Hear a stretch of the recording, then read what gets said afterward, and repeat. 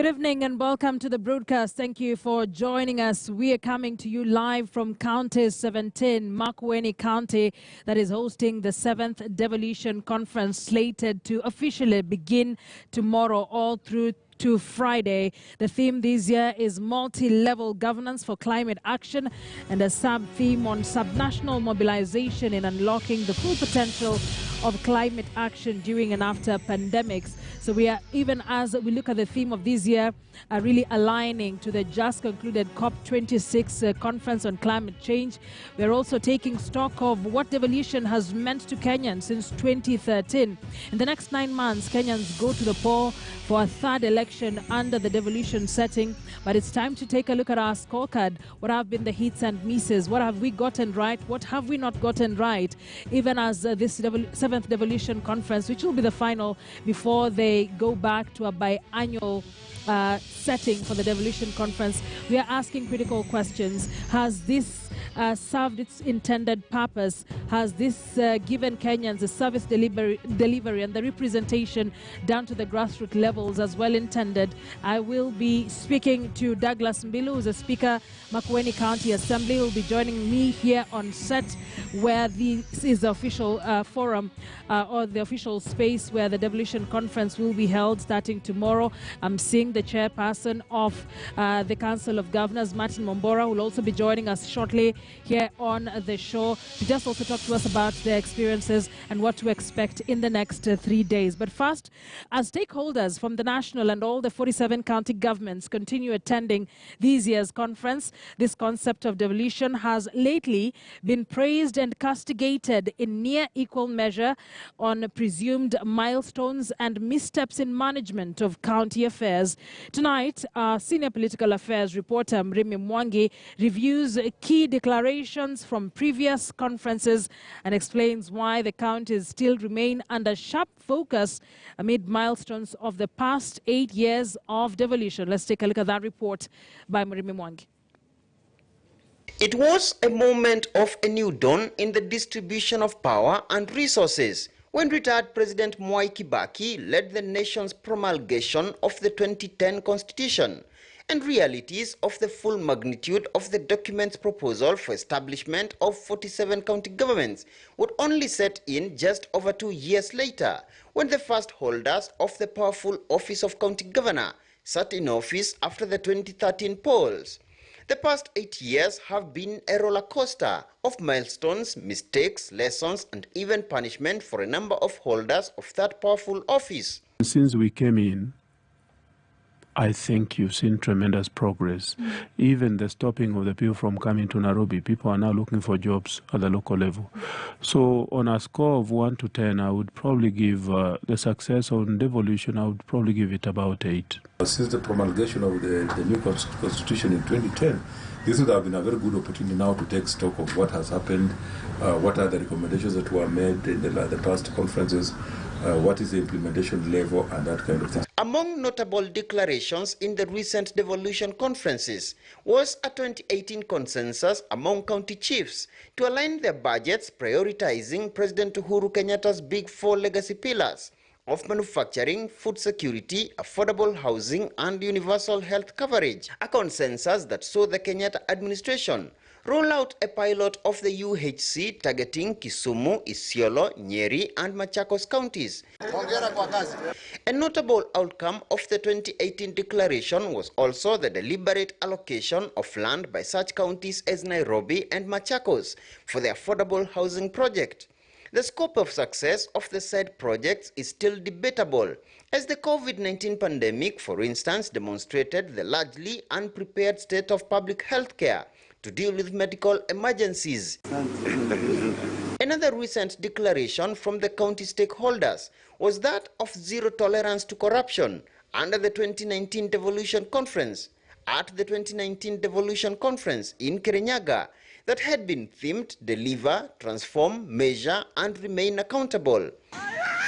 Ironically, it was in the aftermath of the said conference that a number of county chiefs were arrested and charged with graft. as the Office of the Auditor General continues unearthing massive corruption in the counties. Among those charged was former Kiambu Governor Ferdinand Waititu, his former Nairobi counterpart Mike Sonko, Samburu's Moses Lenol Kulal, Busia's Sospita Ojamong, and Migori's Okoth Obado. Devolution stakeholders still grappling on how to fix the corruption mess in the counties. This year, the governors head to the Devolution Conference reeling from a clash with the Commission on Revenue Allocation over its decision to cap shareable revenue to the counties at 371 billion shillings. There's been 10 billion short of the governors' initial demand for 381 billion. If there is sluggish growth, your number one policy is to stimulate the economy. You cannot stimulate the economy by throttling back expenditure by counties. So it's like, I don't know what economics they are practicing. The slowdown of the economy requires a response. Which is the correct response? Stimulate economic activity. You can't do so by trying to shut counties down. If it wasn't for the court, and we must give credit to the court, devolution would have collapsed. We have had every step of the way to get a legal interpretation on nearly everything. And therefore, we must thank the judiciary for clearing all the bottlenecks, because all the bottlenecks are institutional. This year's conference is the last before the 2022 polls and is deemed most critical at taking stock of the devolution success over its past 8 years of existence and to lay critical foundation on how to strengthen it under the next regime of a new president post-2022. Murimi Mwangi, KTN News.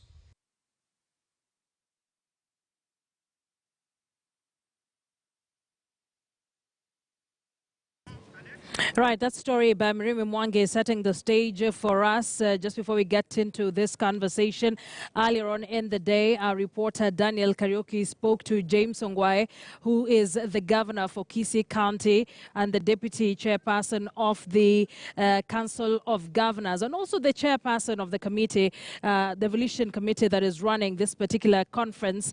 And I want us just to take a look at what he said as a precursor of what to expect in the three-day event that starts tomorrow, bringing together thousands of delegates and various legislators and leaders from across the country to Makueni County. Let's take a look at that. And, thank you very much, the entire KTN team. You've done this country proud from 1990 when you broke the windows to become the first private station. You've done us proud. Now I am the chair of this conference. And we're in the final stages of whatever that we've been doing. What we've done is we had a multi-government team that was handling these preparations, which I was chairing, co-chairing actually, together with the CS Devolution. Initially Wamalwa, and then later on Keter, when Keter came in as a CS Devolution. And we had a representation from the presidency, we had representation from the Ministry of Health because of COVID, and also we had a representation from the Ministry of Environment. The CS Environment was also a member of the coordination committee.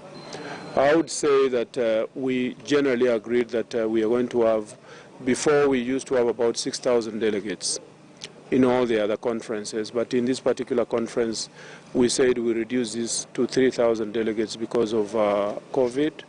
And we also said whoever is going to come here must be fully vaccinated. And indeed, I want to use this opportunity to tell any delegates who are coming that as they come, they download online the certification for vaccination so that they can be able to present it instead of people checking online for them to see whether they're vaccinated or not. As you can see, we're in the main plenary hall. This will take slightly more than 3,000 delegates, and it's ready for opening tomorrow when actually the president is going to be here, together with other very senior cabinet secretaries, Senate, and of course all the 47 governors. We expect them to be here tomorrow. In a sense, everything, as far as I can see, is ready. Today, people are doing registration.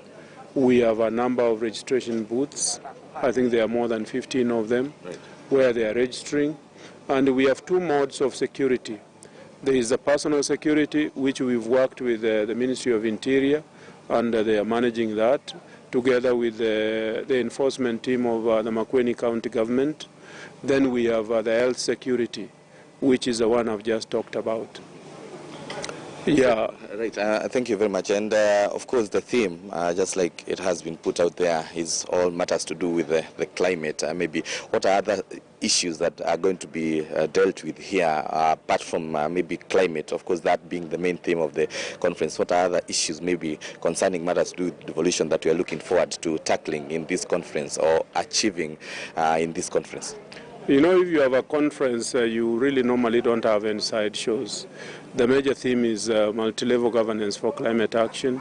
The sub-theme is sub-national mobilization in unlocking the full potential of climate, which means the sub-theme is the one that is going to deal with mitigation and adaptation measures for climate. I think the recognition that as a world we've come so far, but we've ignored something that is extremely important in our own development as a country, and we've ignored something that can actually knock out end development that we have undertaken over the years. Because as we note, climate right now is a big problem. The climate changes, those periods you used to know whether February, August there is going to be rain, whether sometime there is going to be rain and so on, there is going to be dry weather. You now cannot predict that. Actually, for the farmers, I sympathize with them because they wouldn't know the patterns anymore the same way we used to know when we were growing up. Because when we were growing up, we knew the week that the rain was going to start, and it would start years faithfully. But that's not the case right now. And we've been talking, I've talked quite extensively about the rivers that have dried up. Some of you are young, but for those of us who are much older, we used to swim in those rivers when we grew up, but they are now dry. And they were 24/7 type of rivers where water was flowing continuously. So the questions that we're asking ourselves, even for posterity, what happens to your children or your children's children if they are living in this country called Kenya? What's going to happen to them? Are they going to live in a desert? Even in the broader issue of food security, are you actually going to achieve that? Why are we having communities fighting over water, literally killing themselves over water and grass? Should that happen? And was it happening before? Why is it happening now? Why are we having the whole issue of carbonization and so on, the issue of the emissions, the gas emissions to the environment? Of course, in Kenya, we haven't reached the dangerous levels, but what's happening in other countries is also affecting us. So, and the issue of the population explosion, like in other counties, whether you're in Kiambu or you're in Kisii. Kisii, for instance, we have 1,200 people per square kilometer of land. What's going to happen after 10, 20 years? And yet we are an agricultural county. And that you can actually use that argument for other counties like Kiambu and others, whose population is probably per square kilometer of land is much bigger than that of Kisii. Right, that is James Songwae there speaking earlier on in the day with our reporter Daniel Karaoke, just outlining what we are likely to see in the next coming days as the Devolution Conference officially opens tomorrow, the 7th, since Kenyans voted in the devolution system and voted in their leaders in 2013 under the devolved units. And of course, for you to be part of this conversation, we'd love to hear what are your thoughts. Even as we have a conversation on the 7th Devolution Conference, a lot to take stock on. What are the hits and misses? What is a scorecard for the leadership in the county governments? Has this worked for Kenyans? Has it left much to be desired? We'd love to hear your thoughts on this. At Akisa Wandera at KTN News KE. The hashtag to use is FRONTROW. Let me just reintroduce our guest in studio, Douglas Mbilu, here on my immediate left. Is the Makueni County Speaker as well as a lawyer. Thank you very much for joining us.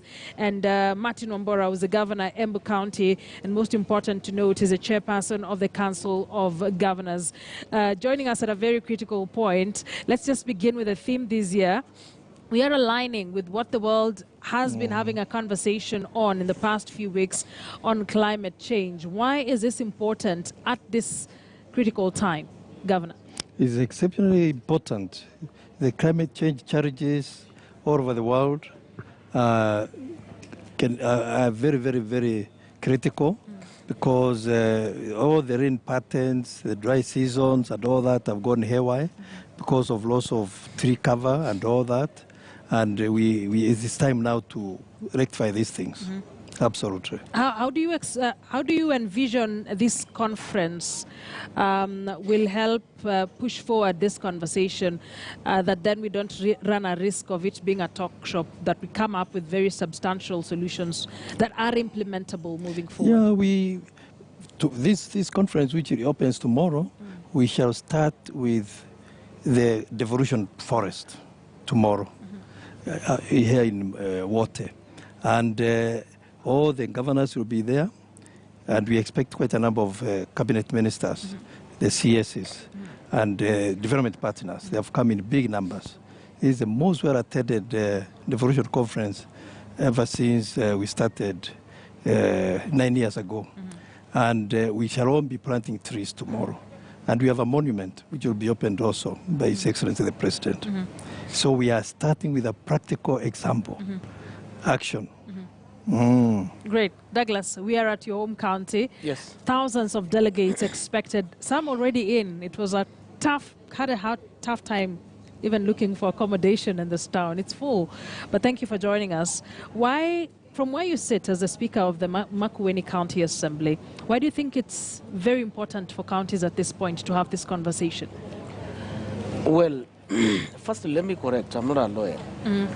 But, sorry about that. We got the wrong. But I'm a student. I have an interest in pursuing it. It is important to have this conversation because it's a reality. A reality in the sense that, just as Governor has indicated, the rain patterns have changed, and climate change is not limited to rains.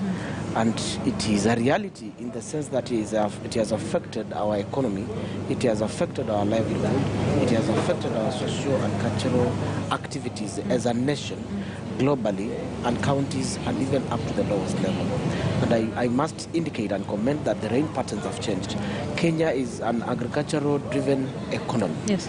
And when there is an effect on the rain patterns and environmental sheds that we do have, then it affects every individual and homesteads, and therefore it follows without saying that all socio-economic, including political forces, are affected. So it's a reality that we must address, and if we sit here and not address it, then we will not be accepting the reality.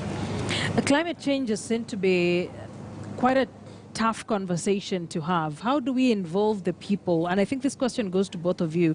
How do we ensure that the public really understands what we are trying to say here and what we are trying to do? I served as a CEC for environment and climate change in Makueni in the year 2015-2017 when I was appointed by the governor. And I happened to push a legislation on climate change fund. In fact, Makueni was the first one to do that in 2015. I had a lot of interest even up to date. But let me tell you, having served in the executive arm of the government and the legislative arm of the government, it is easy to have a conversation around climate change, adaptation to climate change, and mitigation measures. It's good, it's classical, it is sweet. You can discuss it, but one has to understand it, and implementing the decisions and the talk around climate change is a major challenge. And all of us do know that, because our level of awareness is completely different. There are those at the governance level, like Governor myself. There are those in the ministries. They understand that. Scholars have written books about these things, not nationally, but even globally. But most of these documents and conversations have ended at a conference like this, or in hotels, or in seminars, international conventions. This conversation has not been taken before to the lowest level of the people, so that the conversation that you're having with people at the village level or location level, it's localized because issues are different. There are issues to do with rain, there are issues to do with soil erosion, there are issues to do that. It is diverse thing. And therefore, having a conversation and implementing that conversation is completely a different thing. So that is one of the challenges that we have had. And unless we want then to take these deliberations further for implementation with supervision and oversight, including timelines, it will end at this level. I must tell you that the chairperson, according to the Climate Change Act, is the President of the Republic of Kenya. Yes. And that act is anchored at national level. There isn't much presence at the county and at sub-county and lower level. On the same. This theme speaks to the reality. But the big challenge is not even discussing the subject. It is how we are going to have actionable and implementable resolutions that can be measured. Yes. Governor, how do we ensure that this conversation is not elitist? No, it's not elitist. And in fact, as a Council of Governors, we involved citizens at the grassroots. We started with the 5 counties, starting with Makueni, Kajiado, Kitui, Machakos, and Embu, where we have planted around 2 million trees already. And it has been very, very successful. Secondly, we have also now established a monument here in Wote, which will be inaugurated tomorrow. And we shall be planting quite a number of trees. And there is a monument there. Number 3, we made sure the Council of Governors was represented in COPs, 26 Glasgow. And the national government and county government participated, and we shall be practicing what was agreed there. And also, we have been engaging our people, and they have really gotten it. Like in Embu, we have a group of church leaders who have also been taking that initiative, and very enthusiastically going to all the forests in the county. The Wananchi are getting it. They are really getting it. And we are happy with that. What would be your desired outcomes of this conference? The desire of this conference is to come with concrete solutions to tackle climate change issues in this country. And also to be practical, so that from now on it's not just talk, but also we begin, changing the game of climate disaster. All right. So let's now take it to the bigger picture. 7th Devolution Conference. This has been with us since 2013. We've seen what happens. Some are serving second terms as governors like yourself. This has been termed as a very critical election we are going into in 2022. So let's begin with what the scorecard looks like for devolution. Has it served its intended purpose? What rating would you give this devolved unit? Something little out of interest that I want to mention about the climate change before we get you need all sectors to be involved. You need the institution of education in this country to be involved. You need the institution of governance to be involved. You need the institution of agriculture to be involved. You need the institution of security and enforcement to be involved. And therefore, the leadership at the county level and at governance, at national level, they must be involved. Why am I saying this? A simple example. In the advent of HIV/AIDS, HIV/AIDS was introduced as a simple lesson. And protection for purposes of one, not contracting it, is a reality that is taught to our children when they are in school. Unless you introduce this as an element of education in our primary schools, you will continue discussing climate change and adaptation strategies with my grandmother and my mother, who have not been ingrained and have not adapted, and they have not understood the context of it. When the government wanted us to put on masks, in less than a week or two, all of us had masks.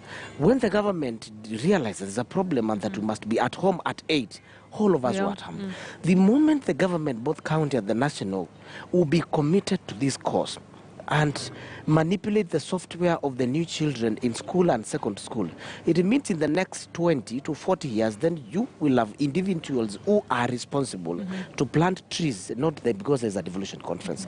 I think that is one of the recommendations that must be put in place, so that the curriculum, the so-called CBC, must make our children to understand the reality, and then they are manipulated to implement it and live with it so that they'll become agents of change later in life. I think that was so for you, important. it should be a multifaceted approach. The at the end approach of that the we day. may want to take, and I've been this before, the aspect that we want to take every other time the President plants trees.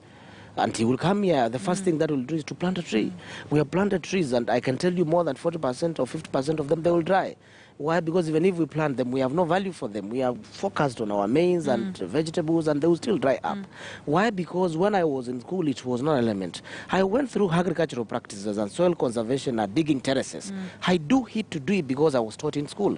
I know, Governor, during the elementary levels, that time, it was introduced. So the chair for COG and the government, if they can introduce that so that they can capture the malleable, not me and you. You are almost losing it. Yeah. You can only articulate it better. But if you want to live it and implement it better, let us take it to the lowest level. Then involve national government to bring policies and support county government in climate actions, including changing agricultural practices and enforcing to protect what we have and ensuring that there is a compulsory department with a percentage of a budget in every county government led by a CEC and by a chief officer, and for that matter to be anchored in the office of the governor. The way you have security in the office of the governor, of the president, because it's sensitive. Can we see now the respected dockets of environment anchored in the office of the governor so that the governor takes responsibility and there is also that. Governor, I'll have you react to that before we take a break. Okay. Now, in the past, this issue of climate used to be done by wazaes in the forest. When there is no rain, they would go to the forest and pray and all that and all that. The game has now changed. We have now all members of the society, the younger men, the youth, and even the women. They are all participating now, even the religious groups. They are now participating in issues, climate change, and also replanting trees and all that. And surprisingly, as a result of that, there were quite a number of teenagers from Kenya who went to COP26 Glasgow, and they became stars there. They were very, very focal, and they made an impact. Tomorrow, during the official opening, shall have a young kid of about 11 years who will be reciting a poem which impressed the CS environment when we were planting trees in Embu. A young kid who is so emotional, back until the minister said, let's have this young lady, Amina, coming here. So these are the future champions. We cannot leave it to the wazaes, only praying when there is drought. Everybody is now going to get involved, and that's what we are doing. Douglas here raised a very critical point that we should go then beyond. We will plant thousands of trees, but how do we ensure that they grow to their full maturity stage and we don't leave it to waste away? And that's why we have now. We are not even talking of planting trees. We are talking of growing trees. And this point will be emphasized tomorrow very, very strongly. There is no more planting, because we used to plant and then disappear. And then they dry. 90% were drying. Any plant we plant, or any tree now we grow, we must now take care of it. So that is the way to go. All right, Governor, I'd like to hold on to you for a bit so that we talk about that scorecard and how counties have fared for a bit. But let's quickly take a short break. You're watching the Front Row. Takisa Wandera at KTN News KE. What are your thoughts? We are working on a 7th Devolution Conference that enters day 1 tomorrow. Today was a precursor to the event. What scorecard would you give this devolved unit? Has it worked for you as a Kenyan? Would love to hear some of your thoughts when we get back to from the break. I'll be having that conversation here with Governor Martin Wambora, who's the chairperson of the Council of Governors, as well as Governor Embu County, and Douglas Mbilu, who's the Speaker of Makueni County Assembly. Stay with us. You're watching the Front Row. We'll be back with more.